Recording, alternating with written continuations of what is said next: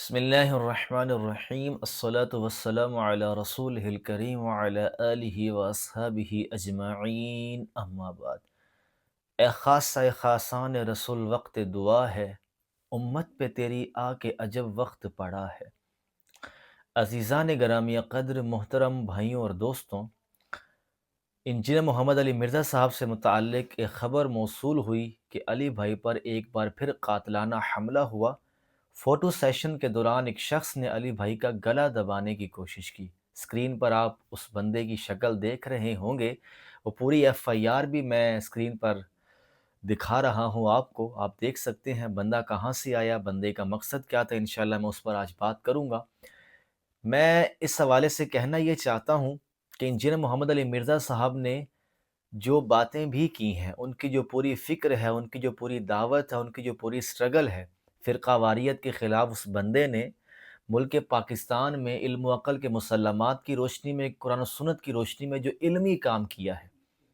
چند باتوں سے اختلاف اپنی جگہ، لیکن اس مرد قلندر نے، اس دین کے سچے طالب علم نے جو دین کی دعوت دی ہے، دین کی تبلیغ کی ہے، ہمارے نوجوانوں کے پاس اور ہمارے علماء کے پاس اس کا کوئی جواب نہیں ہے کہ وہ اپنے فرقوں کا دفاع کرتے ہوئے انجینئر صاحب کے سوالوں کا جواب دے۔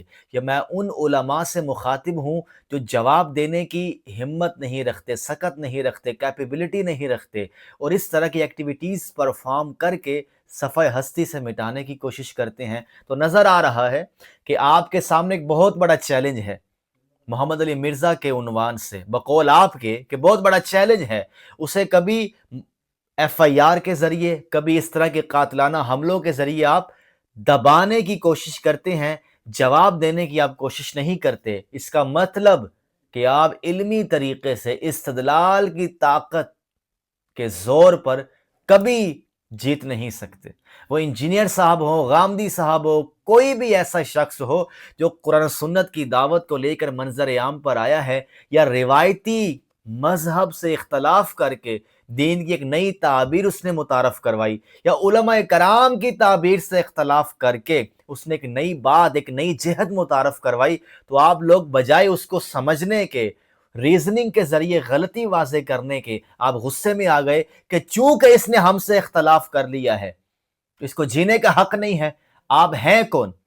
ہم علماء کرام کا احترام کرتے ہیں، علماء کرام کی قدر کرتے ہیں، لیکن جو اختیار، جو سٹیٹس، جو مقام و مرتبہ رسول خدا کا ہے، وہ کسی عالم دین کا نہیں ہو سکتا کہ روئے زمین پر رسول اللہ کے علاوہ ہر شخص کی بات ٹھکرائی بھی جا سکتی ہے، قبول بھی کی جا سکتی ہے۔ اختلاف رائے کا یہ مطلب ہے کہ آپ گردنیں مارنی شروع کر دیں؟ کب تک ملک پاکستان میں یہ ہوتا رہے گا کہ آپ اختلاف رائے کو سن کر لوگوں کی زبانیں بند کر دیں؟ یاد رکھ لیں، سوالات کی زبانیں دبا دو گے تو نسلیں جاہل پیدا ہوں گی۔ سوال کرنا تو ہر انسان کا حق ہے، چاہے جائے کہ آپ کسی مسلمان کے ساتھ اس طرح کا کام کریں۔ بہرحال میں کسی ریاستی ادارے کی بات نہیں کر رہا، کسی تنظیم کی بات نہیں کر رہا۔ اس نوجوان کا اپنا عشق ہوگا، اپنا مزاج ہوگا کہ اس نے ایسا کام کیا، لیکن بیک اپ اس کی کیا ہے، بیس اس کی کیا ہے، فاؤنڈیشن کیا ہے؟ کہیں نہ کہیں سے تو اس طرح کے نوجوان تیار ہو کر منظر عام پر آئے ہیں نا۔ حالانکہ ہمارے علماء کا بھی عجب حال ہے کہ جب ایسے نوجوان اس طرح کی ایکٹیویٹی پرفارم کرتے ہیں تو ایسے لوگ جو ممبروں پہ بیٹھ کر اشتعال انگیزی پر مبنی بیانات دیتے ہیں، اس طرح کی ایکٹیویٹی پرفارم ہو تو ہاتھ اٹھا دیتے ہیں، ہم نے تو ایسی کوئی بات ہی نہیں کی، ہم نے تو جنرل بیان دیا تھا، یہ بندہ تو اپنی مرضی سے یہ کام کر رہا ہے۔ تو بھائی آپ لوگ ایسے بیان دیتے ہی کیوں ہیں جس کا غلط استعمال بھی ہو جائے؟ تو بہرحال محمد علی مرزا صاحب کے ساتھ دوبارہ جو یہ معاملہ ہوا ہے، یہ اس بات کا واضح ثبوت ہے کہ جواب نہیں ہے۔ اختلافات سب کو ہیں، کس کو کس سے نہیں ہے؟ صحابہ کرام کے مابین اختلاف ہے، اہل البیت کا صحابہ سے اختلاف، صحابہ کا اہل البیت سے اختلاف، تابعین کا آپس میں اختلاف، فقہاء کا، مفسرین کا، محدثین کا، صوفیاء کا، سب کا، ہر ایک کا دوسرے عالم سے اختلاف ہوتا ہے۔ لیکن اختلاف کو اختلاف کے دائرے میں رکھ کر حل کرنے کی کوشش کی جاتی ہے۔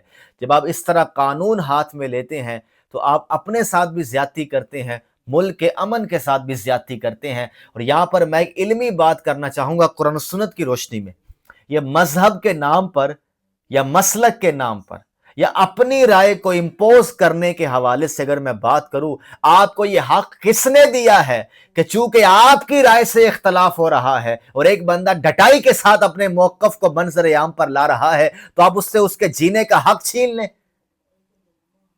یہ ٹھیکیداری آپ کو کس نے سکھائی ہے؟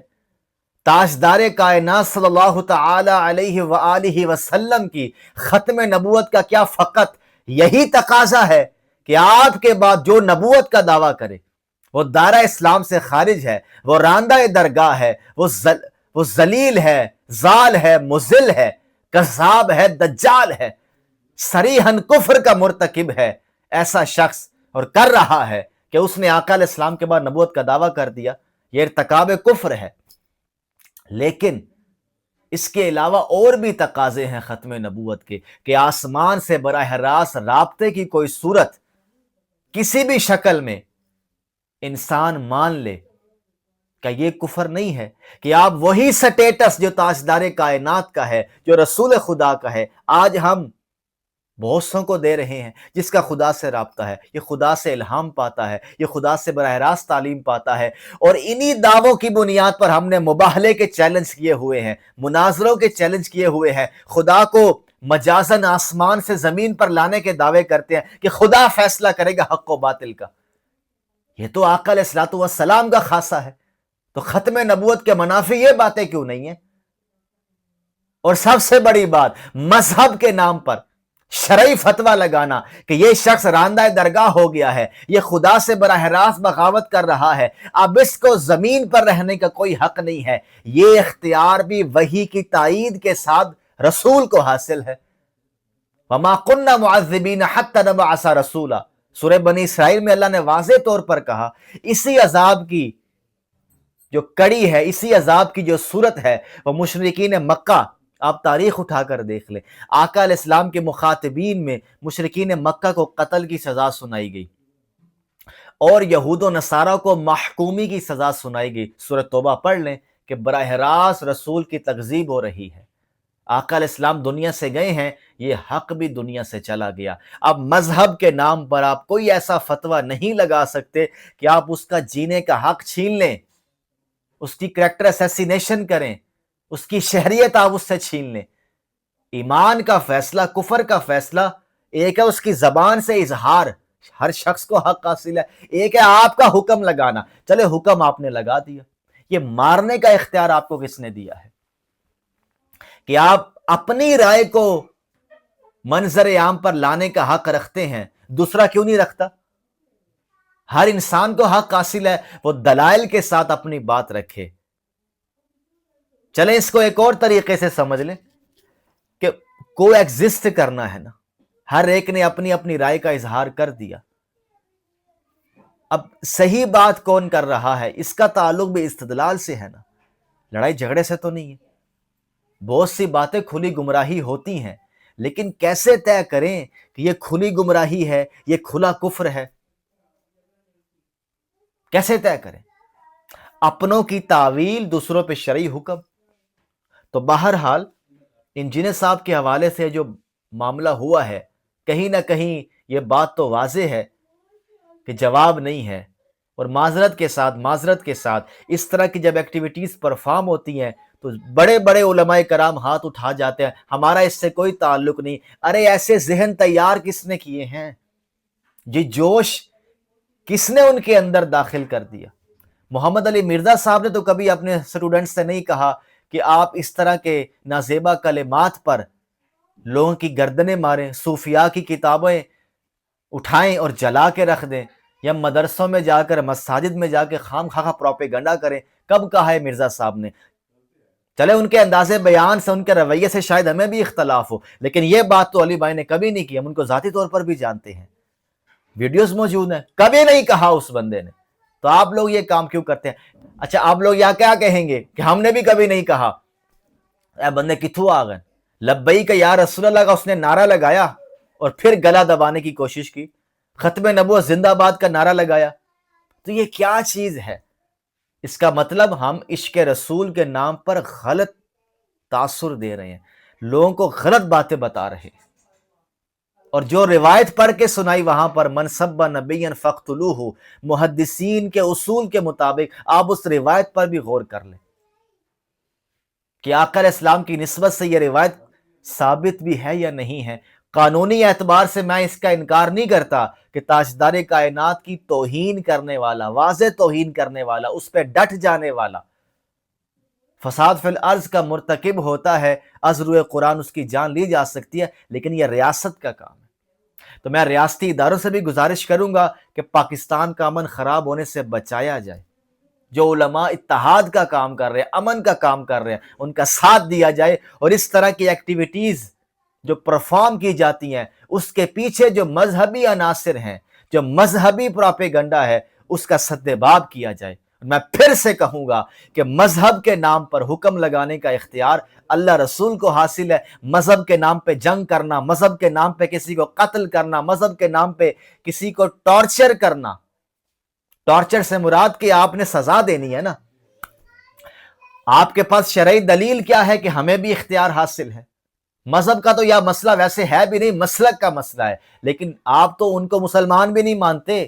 تو ایک لحاظ سے مذہب کا ہی مسئلہ ہو گیا کہ یہ بندہ دائرہ اسلام سے خارج ہے، کبھی گستاخی کے فتوے، کبھی فلاں چیز کا الزام، کبھی فلاں چیز کا الزام. میں اسی اختیار تو پوچھ رہا ہوں. ہم ابھی تک تعریف ہی نہیں کر سکے ان چیزوں کی کہ کفر کیا ہے، گستاخی کیا ہے، الزام، ملزم اور مجرم میں فرق. ان چیزوں پہ تو ہم کبھی بحث ہی نہیں کرتے. تو اختیار کیا ریاست کے پاس ہے؟ علماء کیوں نہیں بیٹھتے؟ کیا عوام کے پاس ہے؟ کسی کے پاس یہ اختیار نہیں ہے ختم نبوت کے بعد کہ وہ حق و باطل کا خدائی فیصلہ کرے. میرے آپ کی رائے سے حق و باطل کے فیصلے ہوں گے، میری آپ کی رائے سے کھرے کھوٹے کا فیصلہ ہوگا. آل عمران میں خدا نے واضح طور پر کہا کہ خدا کی یہ شان نہیں کہ وہ غیب پر کسی کو مطلع کرے سوائے اپنے پسندیدہ رسولوں کے، کہ وہ اپنے رسولوں کو وحی کے ذریعے غیب پر مطلع کرتا ہے. آپ مولا مودودی کو پڑھیں، مفسرین کو پڑھیں. اس آیت کے ذیل میں کیا لکھا ہے کہ یہاں پر غیب سے مراد دلوں میں جھانکنا ہے. کہ صحابہ کرام تھوڑی جلدی دکھا رہے تھے نا کہ ابھی کھرے کھوٹے کا فیصلہ ہو جائے گا جنگ پر. آقا علیہ الصلوۃ والسلام کی موجودگی میں جنگ کے موقع پر ابھی کھرے کھوٹے کا فیصلہ ہو جائے گا. تو آیت آ گئی، یہ اللہ جانتا ہے حق پر کون ہے، باطل پر کون ہے، کھرا کون ہے اور کھوٹا کون ہے، یہ اللہ بتائے گا. تو اس بندے نے جو ایکٹیویٹی، یہ جو اس نے کیا ہے معاملہ، خود کو تو وہ حق پر سمجھ رہا تھا نا. بھائی تیرے پاس کوئی آسمانی صحیفہ ہے؟ کس نے بتایا؟ تو معذرت کے ساتھ یہ بھی ختم نبوت میں نقب زنی کرنے کے مترادف ہے کہ ہم تاجدار کائنات کے اختیارات کو استعمال کرنا چاہتے ہیں. معذرت کے ساتھ سوری ٹو سے دعوی نبوت بھی نقب زنی ہے ختم نبوت میں. اور آقا علیہ الصلوۃ والسلام کے خصائص جن کا تعلق خصوصی طور پر آپ کی نبوت کے ساتھ ہے، ان سب کا دروازہ بند ہو گیا ہے. ما کان محمد ابا احد من رجالکم ولکن رسول اللہ وخاتم النبیین وکان اللہ بکل شیء علیما. یہ آیت ہم سب کو یاد رکھنی چاہیے.